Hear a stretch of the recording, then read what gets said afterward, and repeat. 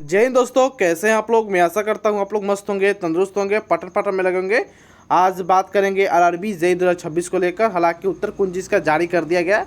आप लोग कमेंट में ज़रूर बताइएगा आप लोग को उत्तर कुंजी से रो स्कोर कितना बन रहा है।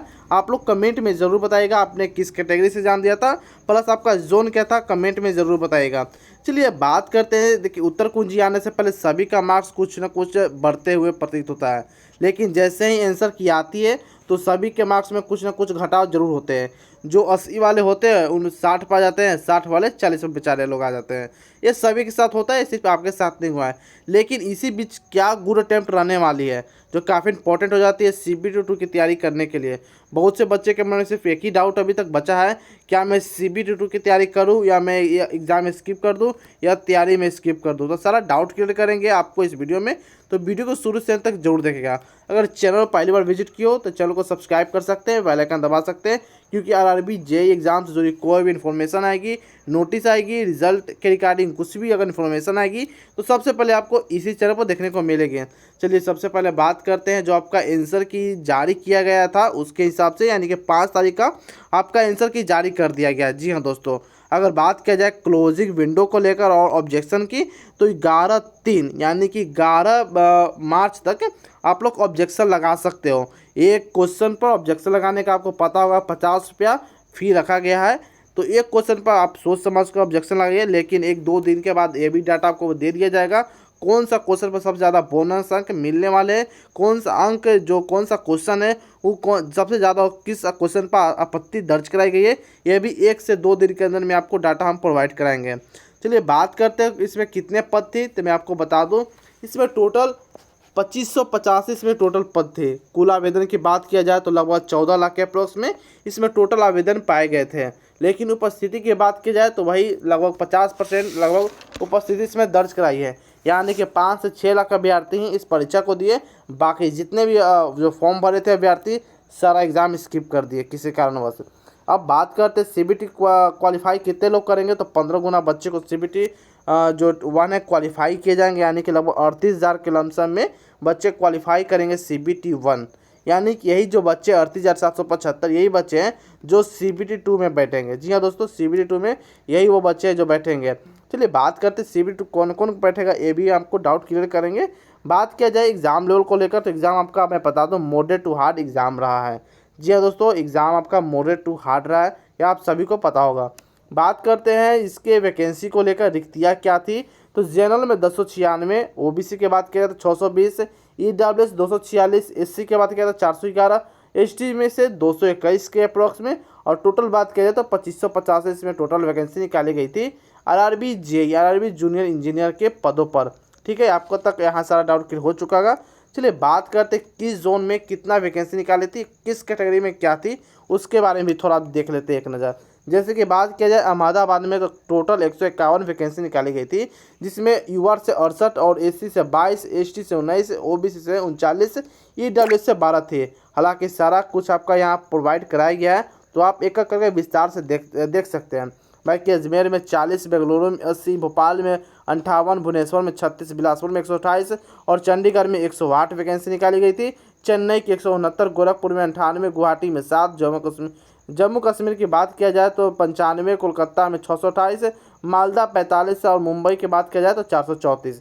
यानी कोलकाता और मुंबई में काफ़ी अच्छी खासी वैकेंसी निकाली गई थी। ठीक है दोस्तों, चलिए बात करते हैं मुजफ्फरपुर में, तो कुल 23, पटना में 50, प्रयागराज के 162, रांची में 109, सिकंदराबाद 103 और तिरुवनंतपुरम की बात किया जाए तो 62 के अप्रॉक्स में वैकेंसी निकाली गई थी टोटल, जिसमें UR में 22 थी, SC में 20 थी, ST में 8, OBC में 9 और बात किया जाए EWS में 3 वैकेंसी थी।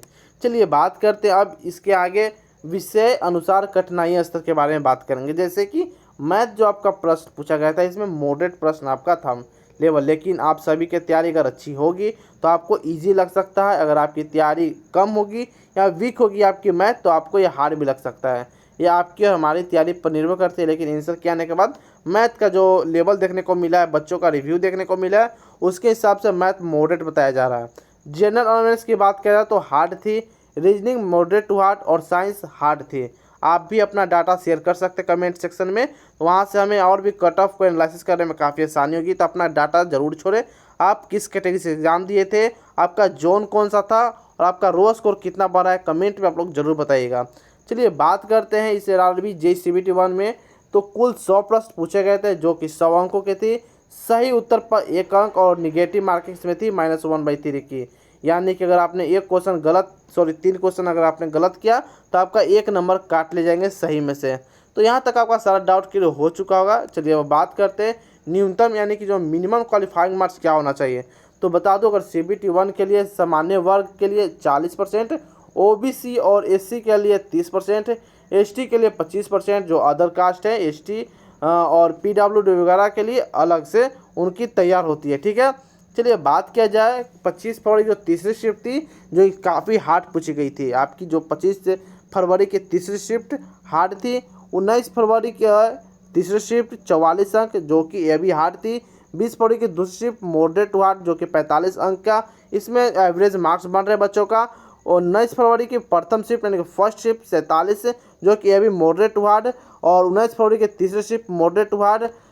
20 फरवरी की 51 जो बन रहा है यह आपकी इजी शिफ्ट थी। और 20 फरवरी की तीसरी शिफ्ट 54 जो कि आपकी इजी शिफ्ट बताई जा रही है। रैंक मित्रा और रैंक गुरु जी के हिसाब से डाटा प्रोवाइड हम लोग करा रहे हैं आपको। ठीक है, यहाँ तक आपका सारा डाउट क्लियर हो चुका, लेकिन अभी और भी डाटा जितने बच्चों का मिलते रहेंगी वैसे वैसे कटअप में और जो इजी शिफ्ट मॉडरेट और हार्ड शिफ्ट का सिलसिला कुछ आगे पीछे होते रहेंगे। ठीक है दोस्तों, आगे हम बात करते हैं एक्सपेक्टेड कट ऑफ क्या रहने वाला है। जैसे कि बात किया जाए, अगर आपने रेड जोन से फॉर्म भर दिया है जैसे कि रांची, सिकंदराबाद, बेंगलुरु, इलाहाबाद, बिलासपुर, अजमेर, तिरुवनंतपुरम, मुजफ्फरपुर, पटना, मालदा, चंडीगढ़, कोलकाता, यह जो सब सारे जोन हैं यह रेड जोन में इस बार प्रतीत हो रहे हैं।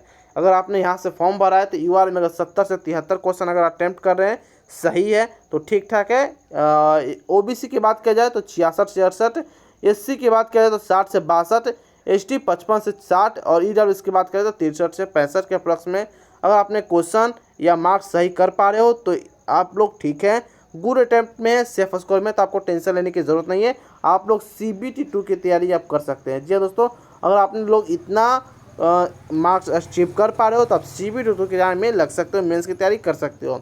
बात करते हैं ग्रीन जोन को लेकर। तो ग्रीन जोन में मैं बता दूं अहमदाबाद, जम्मू, भुवनेश्वर और मुंबई, गोरखपुर, गुवाहाटी, चेन्नई, सिलीगुड़ी, भोपाल जैसे जोन है इस बार आपको ग्रीन जोन में देखने को मिल रही है। यूवर की बात किया जाए तो 65 से 68, OBC 61 से 64, SC की बात किया जाए तो 54 से 56, ST 50 से 54, EWS की बात किया जाए तो 58 से 60 के अप्रोक्स में आपका नंबर बन रहा है। तो आप लोग DB की तैयारी में लग जाइए। जी हाँ दोस्तों, सॉरी बात करें मेंस की तैयारी में आप लोग सारा कुछ लग सकते हैं। तो यहाँ तक आपका सारा डाउट क्लियर हो चुका होगा। आप अपना मेंस की तैयारी करने के लिए इस वीडियो के टैग प्रोडक्ट में जाकर वहाँ से आप बुक वगैरह परचेस कर सकते हैं। वहाँ काफ़ी सेल में बुक लगी हुई है तो काफ़ी कम दाम में अच्छा बुक आपको प्रदान हो जाएगी। बाकी कोई भी अगर और भी डाउट बचा है तो आप कमेंट सेक्शन के माध्यम से आप हमसे पूछ सकते हो। अगर आप लोग का इतना अगर नंबर बन रहा है तो आप तैयारी स्टार्ट कर दीजिए मेंस का, इसमें कोई दो राय नहीं है।